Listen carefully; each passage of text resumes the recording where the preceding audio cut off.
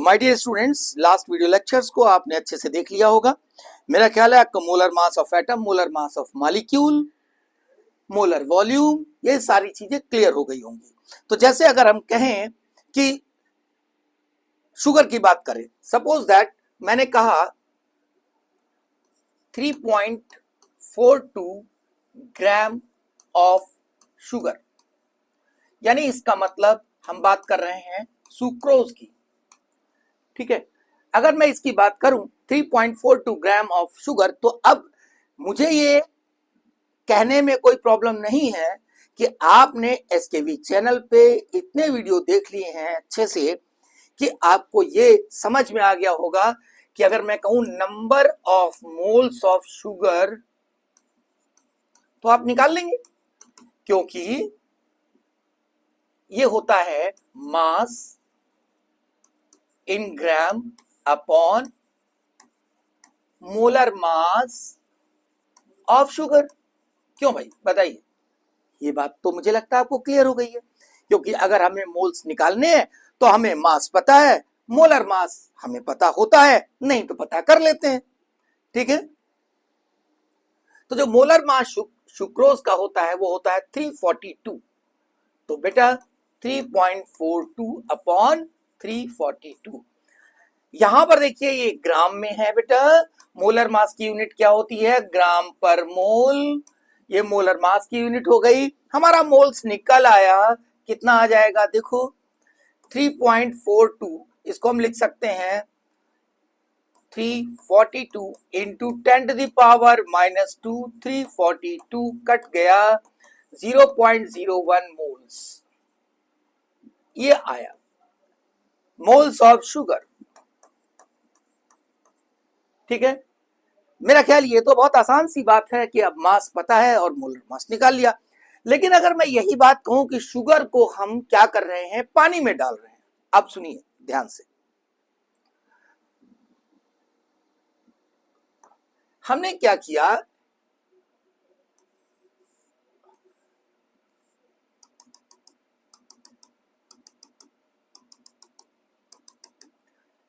हमने 3.42 gram sugar को 3.42 gram sugar को हमने क्या किया,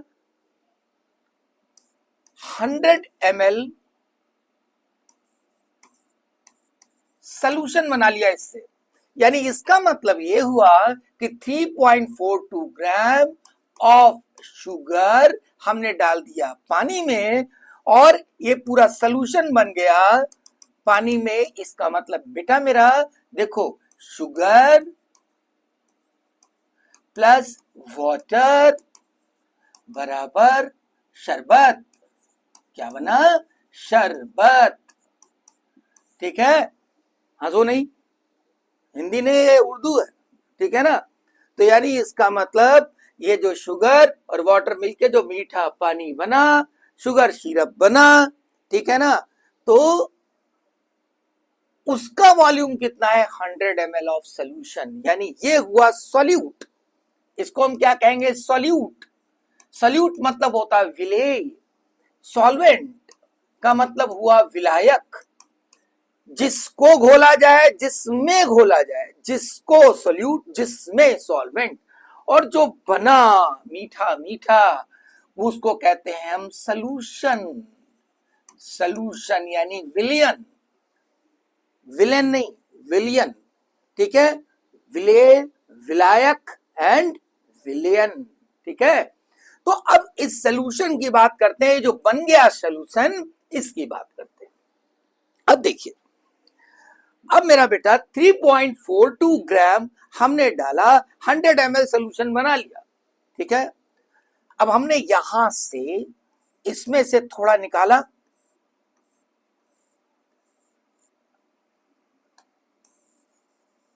यहां से हमने निकाला इतना सा, इतना निकाला, और ये कितना है? 10 ml। 10 ml निकाल लिया, 10 ml निकाल लिया। अब मैं ये आपसे पूछना चाहता हूं मेरा बेटा, my dear would be doctors and would be engineers, ये पूछना चाहता हूं कि ये जितना मीठा है क्या ये उतना ही मीठा है, यहां से निकाला गया। क्या आप ऐसा तो नहीं सोच रहे हैं कि अगर इसको पिएंगे तो ये कम मीठा होगा क्योंकि क्वांटिटी में कम है और ये ज्यादा मीठा होगा? ऐसा बिल्कुल नहीं है। चाहे ऐसा हो कि टैंकर में भरा रखा हुआ है कितना, 1000 लीटर, कितना भरा है, 1000 लीटर शुगर सॉल्यूशन भरा हुआ है, और आप यहां से इसको निकालते हैं तो अगर आप यहां से निकाल के पी रहे हैं तो आप बिल्कुल ही कोशिश ना करें कि इसके अंदर घुस के पिएंगे तो ज्यादा मीठा होगा, नहीं। जितना मीठा ये उतना मीठा ये, यानी जितना मीठा ये है उतना मीठा ये, ठीक है। अब बात इसी टर्म को कि कितना मीठा, इतना मीठा ये उतना ही मीठा ये, इसको केमिस्ट्री में लेके जाते हैं, केमिस्ट्री में बात करते हैं। इसका मतलब बेटा ये हुआ, इसका मतलब ये हुआ कि यहां पर 3.42 ग्राम शुगर, ध्यान से सुनिए, शुगर प्रेजेंट है किसमें, 100 ml में, ठीक है। अब ये होमोजीनियस सॉल्यूशन है, कैसा है बेटा, होमोजीनियस, होमोजीनियस सॉल्यूशन है। होमोजीनियस सॉल्यूशन का मतलब होता है उसको अच्छे से एजिटेट करके इक्वली डिस्ट्रीब्यूटेड सॉल्यूट, यानी पूरे में सॉल्यूट समान रूप से वितरित है। मेरा बेटा आप ये समझ लो कि जितना पार्टिकल शुगर का यहां पर होगा इस वॉल्यूम में उतना ही यहां होगा, इसका मतलब होता है होमोजीनियस सॉल्यूशन। ऐसा बिल्कुल नहीं है कि नीचे ज्यादा ऊपर कम। क्या आप मन में सोच लें कि ग्रेविटी की वजह से नीचे सॉल्यूशन, ना, क्योंकि सॉल्यूशन ऐसे बनता ही नहीं है। सॉल्यूशन कैसे बनता है, सॉल्यूशन बनता है, देखो ये हो गया वाटर का मॉलिक्यूल, ये हो गया वाटर का मॉलिक्यूल, और इसके बीच में फंस गया कि ये शुगर का मॉलिक्यूल। अब ये लिए घूमता रहता है, ऐसे ही पूरे में रहता है बेटा, यानी सॉल्वेंट के मॉलिक्यूल के बीच में सॉल्यूट का मॉलिक्यूल फंसा रहता है। ओके, तो ये इक्वली डिस्ट्रीब्यूटेड हुआ, तो इसका मतलब 3.42 ग्राम शुगर पर 100 ml। इसका मतलब क्या हुआ, इसका मतलब ये हुआ कि अगर मैं कहूं 3.42,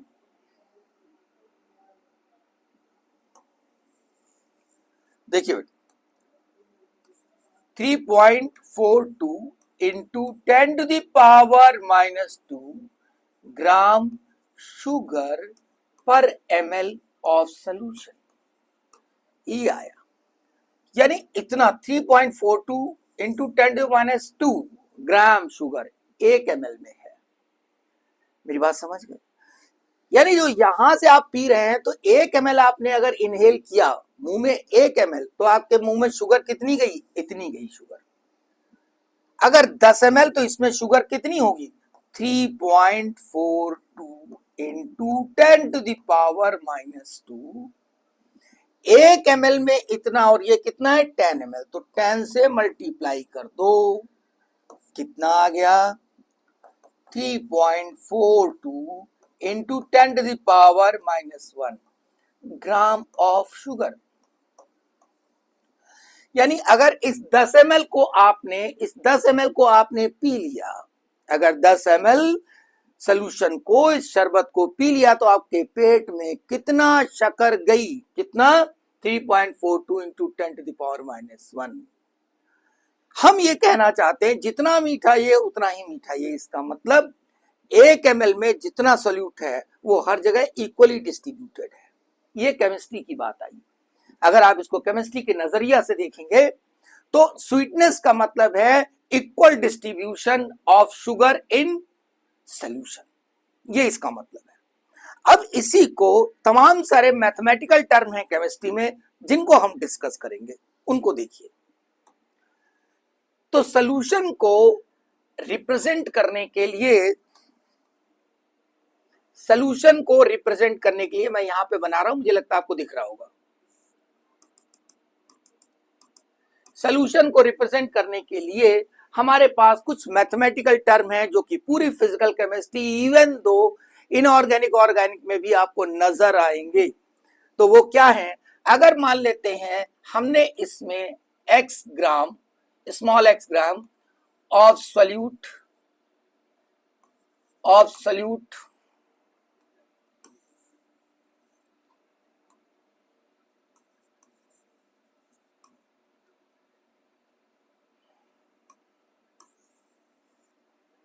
small x gram solute of molar mass m1, यानी इसका जो मोलर मास है वो m1 है और उसका x ग्राम लिया। हमें बनाना तो सोल्यूशन है, तो हम इसमें क्या करेंगे, हम इसके अंदर सॉल्यूट भी डालेंगे, सॉल्वेंट। तो हमने क्या किया, y ग्राम सॉल्वेंट लिया ऑफ मोलर मास m2। जरूरी नहीं कि सॉल्वेंट हमेशा वाटर हो, कुछ भी हो सकता है, बेंजीन हो सकता है, टोलुइन हो सकता है, क्लोरोफॉर्म हो सकता है, एथाइल अल्कोहल हो सकता है, कुछ भी हो सकता है, डिपेंड करता है सॉल्वेंट कौन सा लिया गया। इसीलिए मैंने इसमें क्या कर दिया, मोलर मास m2 मान लिया। अब अगर मान लेते हैं ये लिक्विड होता, अगर ये लिक्विड होता तो हम ये कह सकते हैं इसका V1 ml और इसका V2 ml।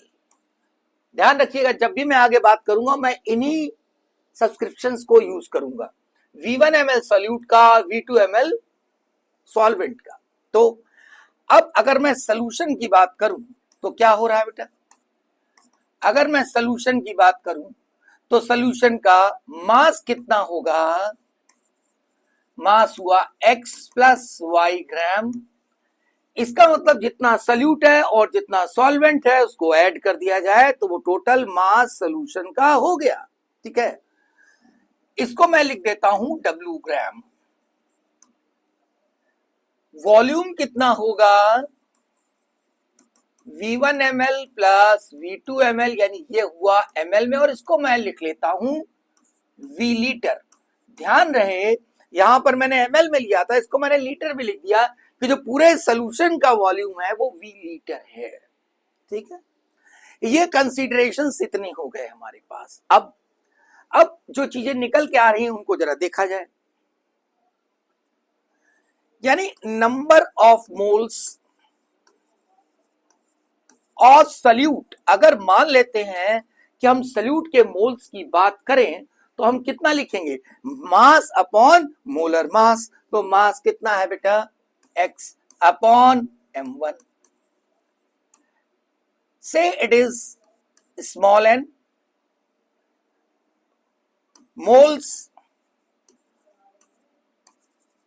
ऑफ सॉल्वेंट कितना होगा, y ग्राम्स में अपॉन m2। से इट इज कैपिटल N। अब मैंने यहां पर मान लिया, don't confuse, capital N Avogadro number यहां पर नहीं है। हम यहां पर ये मान के चल रहे हैं कि जो कैपिटल N है it is the mass, it is the moles of solvent. ये सॉल्वेंट के मोल्स हैं, कैपिटल N सॉल्वेंट का मोल्स और स्मॉल n सॉल्यूट का मोल्स। ठीक है, यानी हमने ये इतना कैलकुलेट कर लिया इन कंसीडरेशंस के हेल्प से। अब इसमें कौन कौन से टर्म है पहले उनको लिख लिया जाए। हमें क्या क्या डिस्कस करना है, सबसे पहली बात मोल फ्रैक्शन,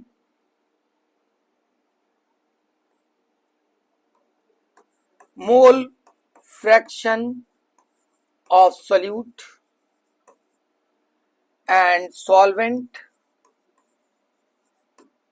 दूसरा मोलैरिटी कैपिटल M। तीसरा मोलैलिटी स्मॉल m। चौथा strength of solution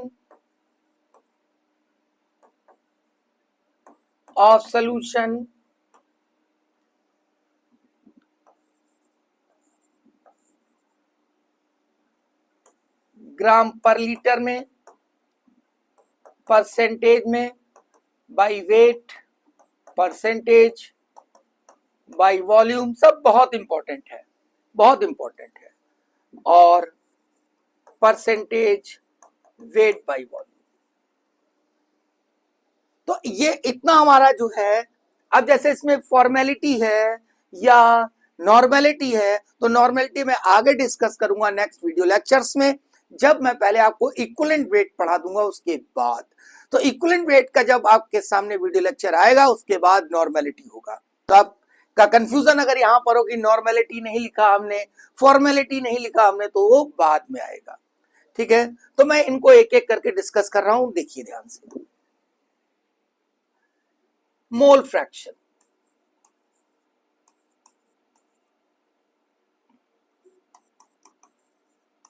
of solute. देखिए, जो मोल फ्रैक्शन होता है, फ्रैक्शन का मतलब होता है हिस्सा। एक हिस्सा हमेशा 1 से कम होगा, हिस्सा जो होगा वो हमेशा 1 से कम होगा।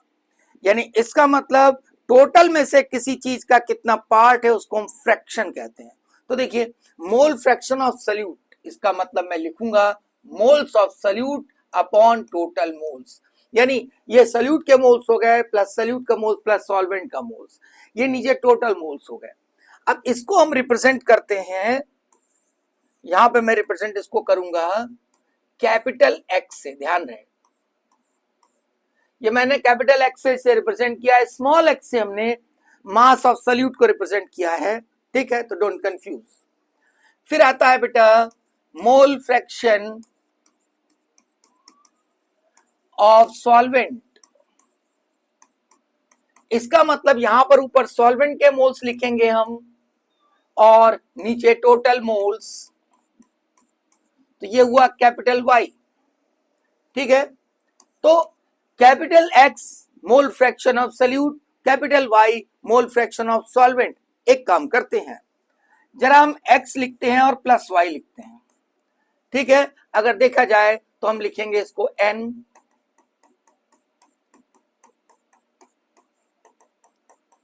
ऐसा लिखेंगे, और जब इसे ऐड करेंगे तो कितना आ जाएगा, 1 आ जाएगा।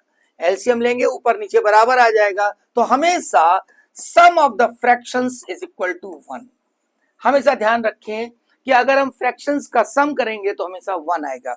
वैसे भी एक रोटी के तमाम टुकड़े कर दो, हिस्से हो गए, उन सबको एक साथ कर दो, रोटी एक हो जाएगी। इसका मतलब कि अगर हम फ्रैक्शंस को सम कर देते हैं तो 1 हो जाएगा। और यूनिटी में पावर होती है, टुकड़ों में पावर नहीं होती है। तो हमेशा जुड़ कर रहें, अपने आप से जुड़ के रहें, पढ़ाई तभी होगी। अपने आप से जुड़ के रहें, अपने को एक रखें, अपने को इधर उधर डिस्ट्रीब्यूट ना करें। अब आधा पता चला मूवी देख रहा है, आधा इधर बातें कर रहा है, आधा उधर बातें कर रहा है, आधा इंस्टाग्राम पे जुड़ा हुआ है। तो अपने को आप अगर फ्रैक्शन कर दोगे तो आप पढ़ कहां से पाओगे, आपका ब्रेन कितना पढ़ाई में जाएगा। यानी फ्रैक्शन जो होता है वो कमजोर करता है। यूनाइट रहो, एक चीज में रहो, पूरी तरीके से एक होकर के पढ़ाई करो, तो पावरफुल रहेगा। ठीक है, तो अब देखिए आगे चलते हैं, आगे बात करते हैं हम मोलैरिटी की।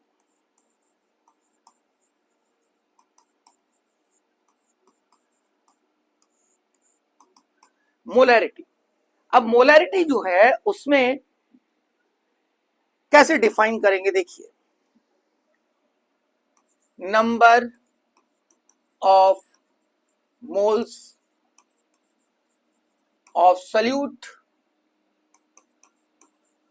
Present in 1 litre of solution.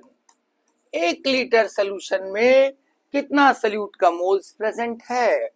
Number of moles solute एक इंपॉर्टेंट बात, और 1 लीटर ऑफ सॉल्यूशन, यानी वही बात आ गई कि यूनिट लीटर में कितना मोल्स है। होमोजीनियस सॉल्यूशन होगा तो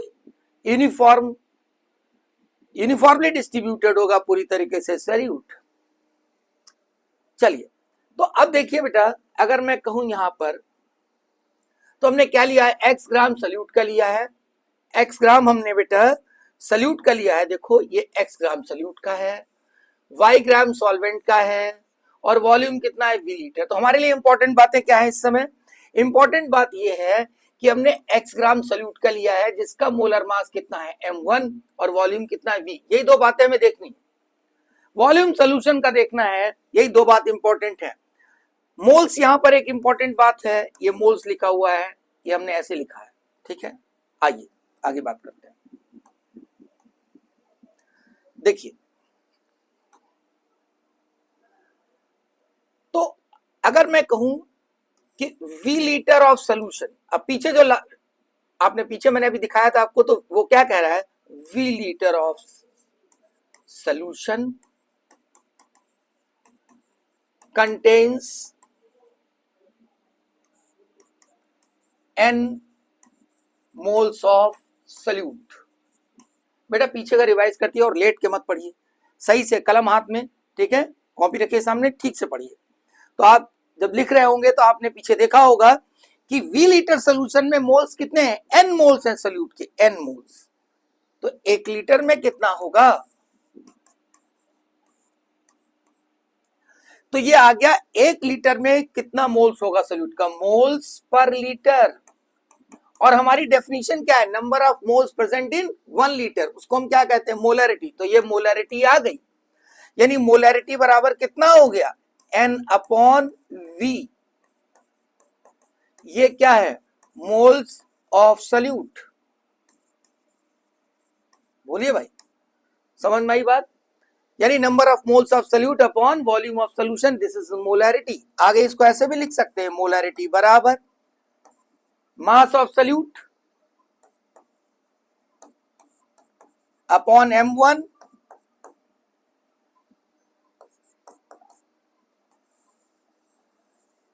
ये आ गया। देखिए इसको ध्यान से, यानी इसका मतलब मोल्स निकालने के लिए हम क्या करेंगे, मोल्स निकालने के लिए हम करेंगे mass of solute upon molar mass of solute upon volume of solution. तो ये हमारा आ गया मोलैरिटी। इसकी यूनिट क्या होगी, gram moles per litre. Capital M से इसे रिप्रेजेंट करते हैं। पहले हम लोग फॉर्मूले बना लेते हैं, फिर उसके बाद इनको हम एक दूसरे से लिंक करेंगे। अगला देखिए, molality,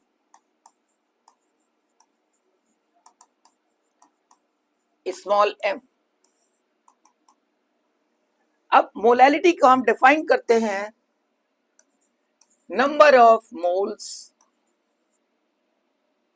of solute present in 1 kg of solvent, number of moles of solute present in 1 kg of solvent। अब देखिए मोलैरिटी में हमने क्या किया था, हमने मोल सोल्यूट के लिए थे लेकिन सोल्यूशन का वॉल्यूम लिया था, यानी वो हुआ weight by volume analysis, mass by volume या वेट बाय वॉल्यूम एनालिसिस, ठीक है। अब जो बात हम कर रहे हैं यहां पर मोलैलिटी की, उसमें क्या कर रहे हैं, मोलैलिटी में हम ये कर रहे हैं कि mass by mass, weight by weight analysis, यानी ऊपर भी बेटा मास होगा और नीचे भी मास होगा। आइए अब जो पीछे की एनालिसिस है जरा उसको देख लीजिए। हमने जो यहां पे माना है, यहां पे देखिए नंबर ऑफ मोल्स तो हमें वही लेने पड़ेंगे, नंबर ऑफ मोल्स तो हमें वही लेने पड़ेंगे, लेकिन यहां पर वेट सॉल्वेंट का वेट कितना है ये देखना पड़ेगा। तो सॉल्वेंट का वेट हमने क्या लिया है, देखिए यहां पर सॉल्वेंट का वेट ये y लिया है, y gram, y gram of solvent. Important बात है बेटा ये y ग्राम सॉल्वेंट, यानी y ग्राम सॉल्वेंट में इतना मोल्स है। तो चलिए आगे देखते हैं, हम लिख रहे हैं यहां पर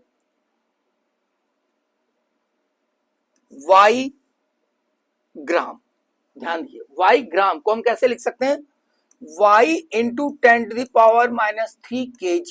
क्यों भाई, क्यों kg में लिखा, यानी यहां पर देखिए 1 kg की बात कर रहे हैं ना, 1 kg सॉल्वेंट में, तो हमको kg में लिखना पड़ेगा।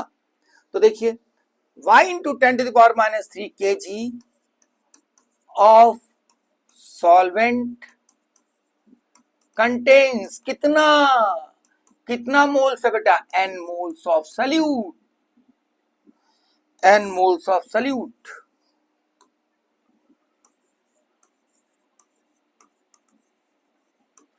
तो बेटा 1 kg में कितना होगा, n अपॉन वाई इंटू 10⁻³ अच्छा, तो आप देखो जरा इसकी यूनिट क्या होगी, moles per KG of solvent, पर केजी ऑफ सॉल्वेंट। देखिए बेटा मोलैलिटी को हम स्मॉल m से रिप्रेजेंट करते हैं, तो क्या लिखूंगा मैं, n moles of solute, moles of solute upon mass of solvent in KG, यानी मैं लिखूंगा यहां पर n अपॉन वाई इंटू 10⁻³ इसको थोड़ा ऐसे लिख लें अगर तो बहुत बेहतरीन हो जाएगा, n अपॉन वाई इंटू 1000। अब देखिए y 10⁻³ जब लिख दिया गया तो ये किस में हो गया, ये ग्राम में हो गया, यानी अगर y ग्राम में दे रखा है तो हम क्या करेंगे, मोल्स लिखेंगे अपॉन y ग्राम में लिखेंगे इंटू 1000, मोलैलिटी आ गई, moles per KG of solvent. मुझे लगता है आपको ये बात समझ में आई होगी। आइए छोटा सा एक न्यूमेरिकल करते हैं इस पे, इन तीनों को एक दूसरे से रिलेट करते हैं, जिसमें आपको जो बेसिक फंडामेंटल जो है वो समझ में आ जाए, और उसके बाद हम लोग बड़े बड़े न्यूमेरिकल्स करेंगे नेक्स्ट वीडियो लेक्चर में। आज इसमें बेसिक्स आपको देना चाहता हूं। देखिए अगर मैं कहूं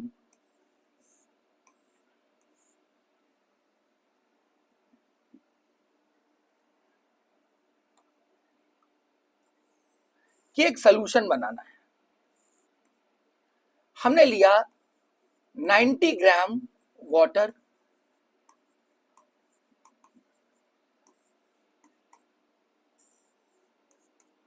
ये 90 ग्राम वाटर लिया,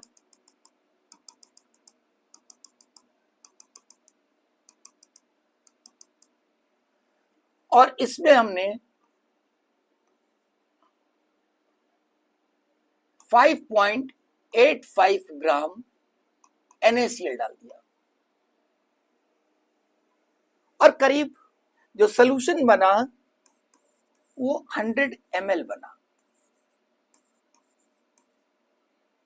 ये 90 ग्राम लिया, ये 5.85 ग्राम हमने NaCl डाल दिया, और हमारा सोल्यूशन बनके तैयार हो गया 100 ml। इसको हम क्या कहेंगे, सॉल्ट सोल्यूशन कहेंगे, या हम कह सकते हैं ब्राइन सोल्यूशन।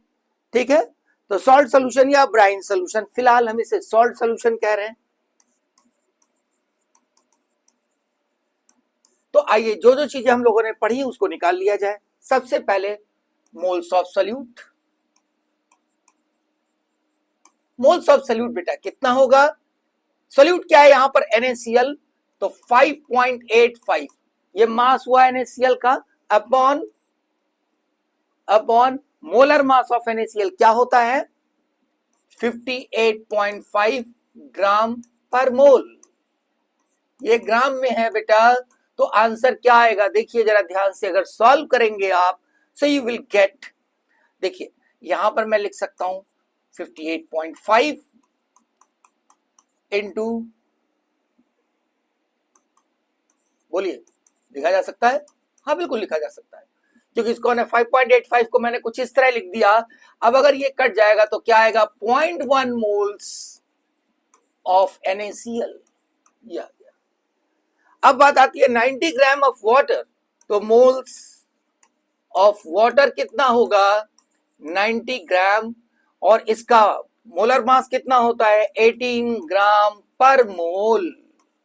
ये मैंने आपको समझाया है, मोलर मास की यूनिट ग्राम पर मोल लिखोगे तो अपने आप आपको दिखेगा कि ये ग्राम ग्राम कट जाएगा और मोल में आ जाएगा, यानी 5 मोल ऑफ वाटर।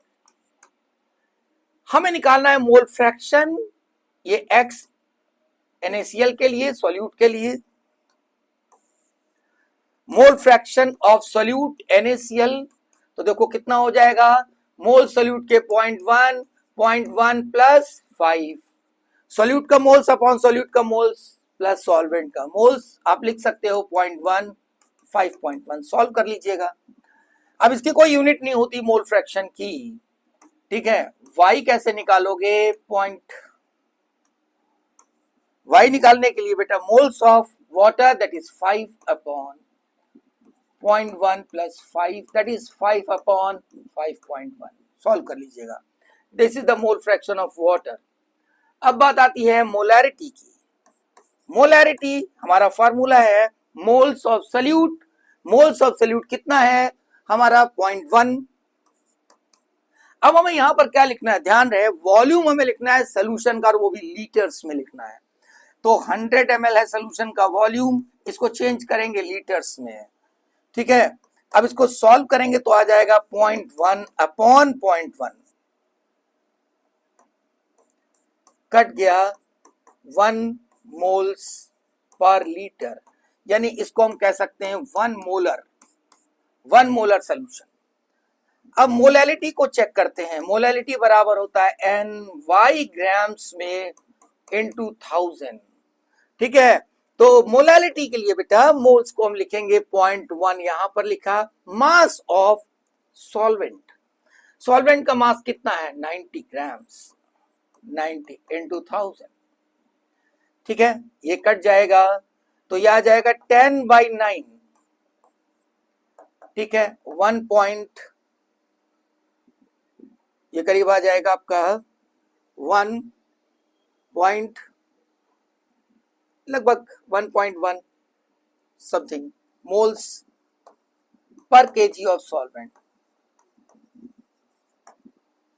ठीक है। अब यहां पर एक जनरल डिस्कशन आपका एक्वस सॉल्यूशन के लिए कि देख सकते हैं आप कि हमेशा ज्यादातर मोलैलिटी बड़ी आएगी मोलैरिटी से, किसी भी दिए हुए सॉल्यूशन के लिए मोलैरिटी से बड़ी आती। खैर यहां पे मैंने जो आपको डिस्कस किया है वो डेफिनेशंस बताई हैं, और डेफिनेशंस के बाद एक छोटा सा एग्जांपल लेके मैंने आपको उसे एक्सप्लेन किया है कि कैसे हम यूज करेंगे। अच्छा अब देखिए यहां पर क्या दिखाई दे रहा है, मोलैरिटी में ऊपर मास है और नीचे वॉल्यूम है, तो ये हुआ मास बाय वॉल्यूम एनालिसिस, और यहां पर ऊपर भी मास है नीचे भी मास है, तो by weight analysis, by weight analysis या बाय मास एनालिसिस।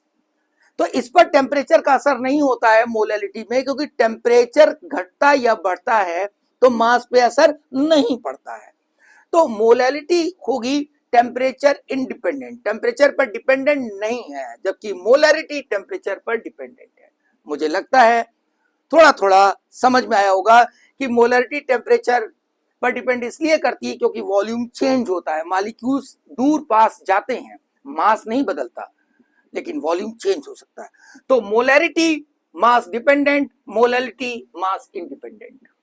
ओके, इसको अच्छे से देखिए, रिवाइज करिए बार बार, और हाँ नीचे कमेंट लिखिए बढ़िया सा, और वीडियो को लाइक करिए, ठीक है। और एसकेबी चैनल पे बने रहिए।